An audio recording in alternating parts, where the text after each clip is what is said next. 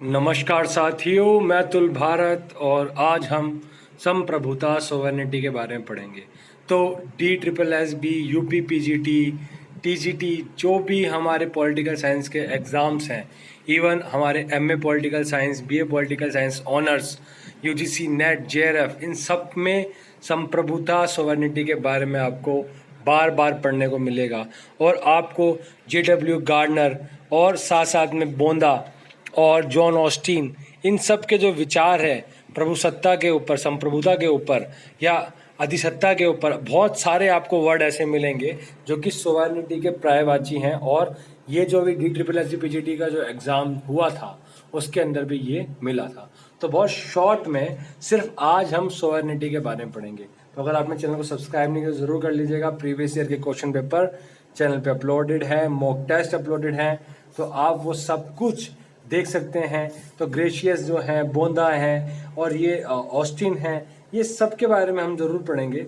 लेकिन सबसे पहले जो हम पढ़ेंगे, क्योंकि ये राज्य शक्ति, संप्रभुता एवं सुरक्षा की जो अवधारणा है, ठीक है, जो कि UGC नेट में हमारा एक इकाई है उसके अंतर्गत आती है और ये बहुत इम्पॉर्टेंट है, इसलिए हमने इसको चुना है। तो हम शुरू करते हैं बिना टाइम वेस्ट किए कि संप्रभुता राज्य का अनिवार्य लक्षण है।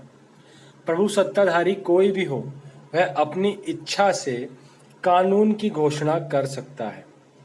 अर्थात जो भाई जिसके पास में प्रभु सत्ता होगी, मतलब जिसके पास में पावर है, जिसके पास में उस देश की पावर है, उस देश में कानून बनाने का अधिकार है, वह अपनी इच्छा से कोई भी कानून घोषणा कर सकता है। आदेश जारी कर एकता है, आदेश भी जारी कर सकता है और राजनीतिक निर्णय भी कर सकता है। ये कानून, आदेश और निर्णय उसके अधिकार क्षेत्र में आने वाले सभी लोगों, समूह, संगठनों के लिए बाध्यकार होते हैं। आपको पता है कि संप्रभुत्व का अर्थ ही यही है कि जो खुद में संप्रभु है, ठीक है, जिसके पास अपने स्वयं का प्रभु है एक तरीके से, उसके पास में अपने देश के लिए निर्णय लेने के लिए पूरा अधिकार है। हम लोग कब संप्रभु हुए? हम तब संप्रभु हुए जब हमारे देश का संविधान बन गया, हम आज़ाद हो गए, ठीक है, हम आज़ाद हो गए, तब हम अपने लिए कानून बना सकते हैं, तब हम संप्रभु हो गए, ठीक है। तो लेकिन जब तक आप देखते थे कि भारत के लोग भारत में रहते थे, लेकिन भारत के लोग संप्रभु नहीं थे, क्योंकि भारत के लिए जो कानून बनाता था वह बनाता था ब्रिटिश इंडिया, जो ब्रिटेन था वह बनाता था। तो और इसलिए यहाँ पे उसका झंडा था, उससे कानून लगते थे, ठीक है। लेकिन संप्रभु होने के बाद में, क्योंकि संप्रभुता का अर्थ ही है जब आप स्वयं के लिए बिना किसी भारी दबाव के आप अपने लिए कानून बनाते हैं, क्योंकि क्वेश्चन में इसी प्रकार से आता है। लेकिन संप्रभुता की परिभाषा के लिए आपको ये यूज करना है कि ये कानून, आदेश और निर्णय उसके अधिकार क्षेत्र में आने वाले सभी लोगों के लिए, संगठनों के लिए बाध्यकार होते हैं। राज्य की सर्वोच्च कानूनी सत्ता के विचार को संप्रभुता की संकल्पना के आधार पर स्थापित किया जा सकता है। संप्रभुता की संकल्पना के संदर्भ में JW गार्डनर ने इंट्रोडक्शन टू पॉलिटिकल साइंस में व्यक्त किया है कि संप्रभुता राज्य की ऐसी विशेषता है जिसके कारण, मतलब गार्डनर ने ये बताया, कभी आ भी सकता है अभी क्वेश्चन में कि आपके सामने कि भाई किस में बताया गया है ये जो चीज़ है, तो आपको बताना है कि मतलब सीधे सीधे अगर बोला जाए कि भाई संप्रभुता राज्य की एक ऐसी विशेषता है जिसके कारण वह कानून की दृष्टि से केवल अपनी इच्छा से बंधा होता है, तो या अन्य किसी भी की इच्छा से नहीं। कोई अन्य शक्ति अपनी शक्ति को सीमित नहीं कर सकती, मतलब कि उसकी शक्ति को कोई और शक्ति है ना उसको बांध नहीं सकती, वह अपनी इच्छा से बंधा है, ठीक है। राज्य जो है ये एक ऐसी विशेषता है, मतलब ये नहीं कि जैसे आप देखेंगे कि भाई एक तरीके से कहने को तो है, बट जैसे पाकिस्तान है या वह अन्य देश हैं, उनमें आप देखेंगे कि कहने को संप्रभु है, लेकिन उनका जो हित है वह निर्णय भारी देशों के दबाव में लेते हैं, ठीक है। भारत ऐसा नहीं है, भारत बिल्कुल संपूर्ण राज्य है, वह किसी भी भारी देश के दबाव से अपने निर्णय नहीं लेता, वह अपने निर्णय लेने के लिए, अपना कानून बनाने के लिए खुद जिम्मेवार है। इसलिए ये बोला है कि संप्रभुता राज्य की एक ऐसी विशेषता है जिसके कारण वह कानून की दृष्टि से केवल अपनी इच्छा से बंधा है, मतलब वह सिर्फ अपनी इच्छा से बंधा है, किसी और की इच्छा से नहीं बंधा। ये गार्डनर ने बोला है इंट्रोडक्शन टू पॉलिटिकल साइंस किताब के अंदर, ठीक है। ये आपको याद रखना है। संप्रभुता एक असीम और स्थायी शक्ति है।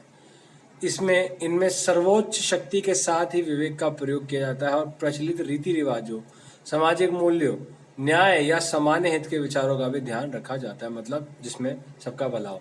दूसरे शब्दों में संप्रभुताधारी जब न्याय या नैतिकता का पालन करता है तो वह स्वयं यह निर्णय करता है कि न्याय क्या है, ठीक है, और यह उचित अनुचित का निर्णय अपने विवेक से करता है, किसी दूसरे के निर्देश से नहीं करता। संप्रभुता को निरंकुश शक्ति मानना युक्ति संगत नहीं होता। संप्रभुता के संबंध में बोंदा, मैंने आपको शुरुआत में बोल दिया था, ऑस्टिन, ग्रेशियस तथा ग्रीन के विचार महत्वपूर्ण है और हम ये सब पढ़ेंगे भी। तो इम्पोर्टेंट तो जॉन ऑस्टिन है ही। आपको पता है कि जो मोनेस्टी जो थ्योरी है सोवेरेनिटी की, उसके प्रतिपादक है और बहुत ज़्यादा स्ट्रांगली बिलीव करते हैं सोवेरेनिटी के अंदर। तो कहते हैं मतलब अगर सोवेरेनिटी नहीं है तो राज्य ही नहीं है, ठीक है, मतलब संप्रभुता नहीं है तो राज्य ही नहीं है। ऑस्टिन बहुत ज़्यादा संप्रभुता के ऊपर बल देते हैं, ठीक है। और जो अनेकवादी होते हैं, अनेकवादी जो संप्रभुता होती है, दो प्रकार की संप्रभुता है। एक तो मोनेस्टिक है और एक दूसरी है प्लूरल, ठीक है, अनेकवादी। तो इसमें जो है अनेकवादी तो नाम मात्र की है और 2 बारी क्वेश्चन भी आ चुका है वाला कि नाम मात्र की जो नाम मात्र की जो प्रभुसत्ता है वह कौन सी है। तो आपको पता होना चाहिए कि वह प्लूरल जो थॉट है, ठीक है, जो अनेकवादी अधिसत्ता है, अनेकवादी संप्रभुता है, उसमें ये आती है।